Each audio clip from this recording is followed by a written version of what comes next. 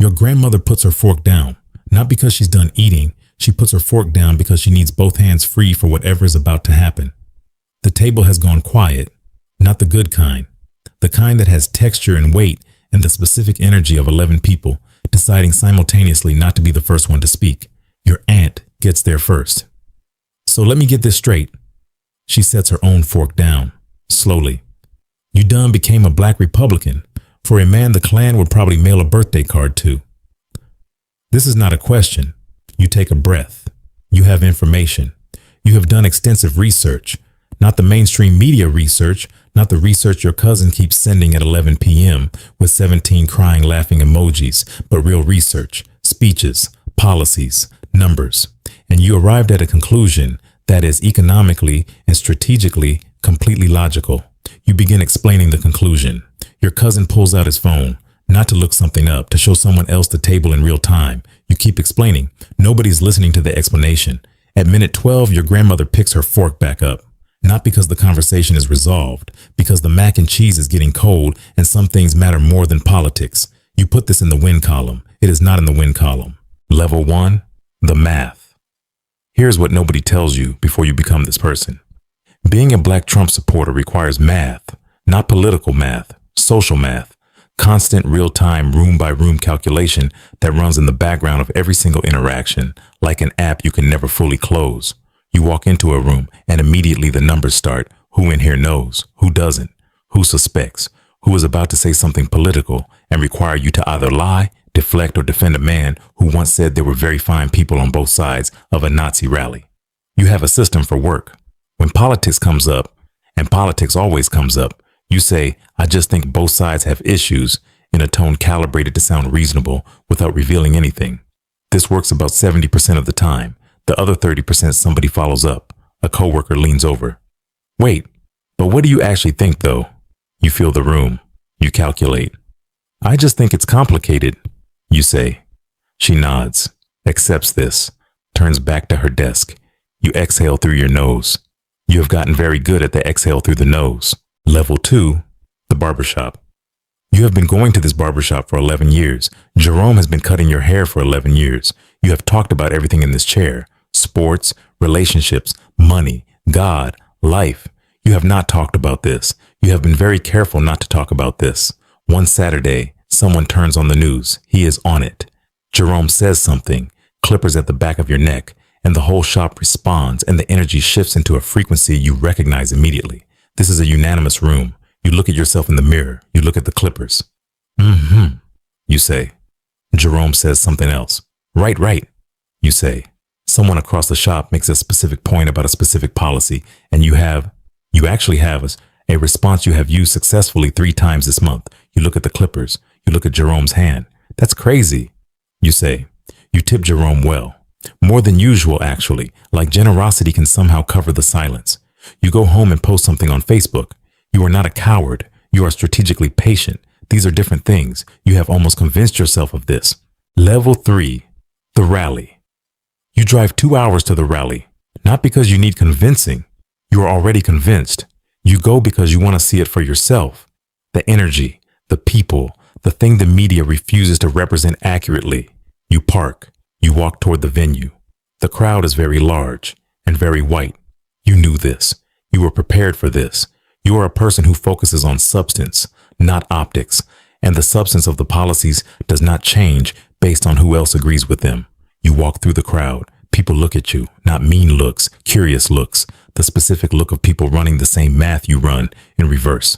A man in a flag shirt sees you. His face does something complicated.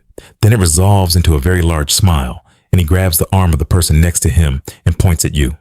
See? Everybody's welcome. He says it to the people around him, not to you, about you.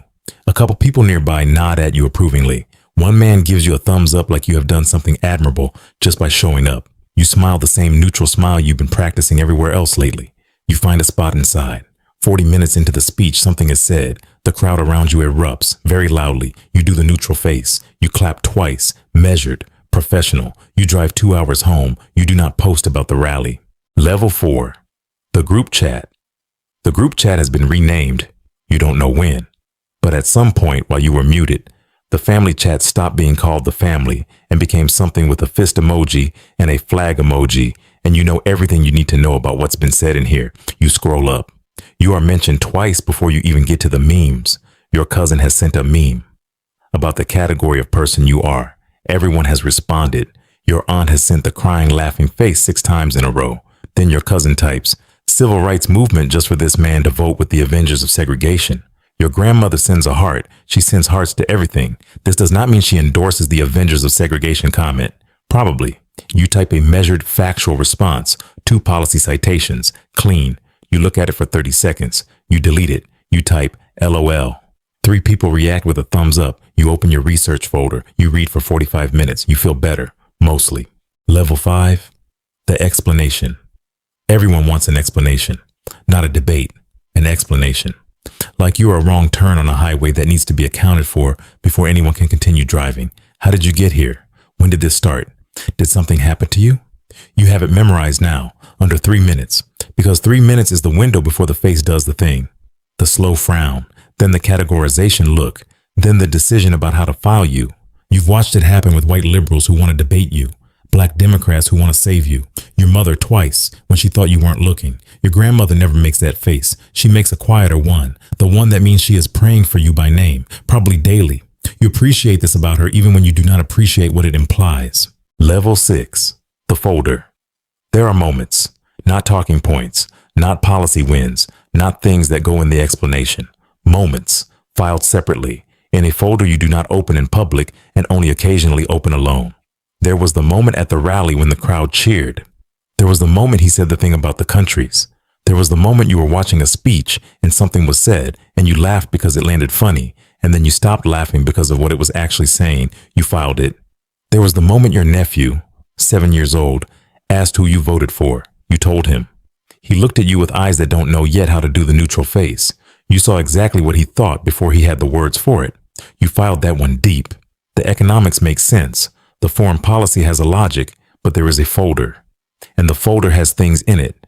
And late at night sometimes, when Jerome's shop is closed and the rally is 200 miles behind you, and the group chat has finally gone quiet, and your grandmother's somewhere praying your name. You open the folder. You look at the things in it. You close it. You open the research. You read until it makes sense again. It usually takes about 45 minutes. Level 7. The cookout. Different cookout. Not the announcement one. Summer. Hot. Grill going. Music playing. Your nephew is running circles with the other kids.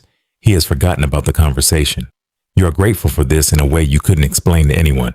Your grandmother's in her chair watching the yard, the way she always watches it, like she's counting, like she's making sure everyone is accounted for. You go sit next to her. She doesn't say anything. You don't either. You hungry? She says. You say yes. She makes you a plate herself, doesn't ask what you want, just knows, puts it together the way she has been putting together plates for you since you were small enough that the plate was bigger than your lap. She hands it to you. You eat. She watches the yard. Then without looking at you, I know you think you know something. You start to respond. I'm not talking about politics. She lets that sit. I just want to make sure you know who you are. That's all. She goes back to watching the yard. Your nephew runs past and waves. You wave back. And somewhere between the wave and the plate she made without being asked, you feel something move in the folder. Not open, just move. You eat your food. The grill is going. The music is playing. Everyone is accounted for. That's your life. The research, the math, the barbershop, and the ballot, and the rally, and the group chat. The neutral face you've been practicing.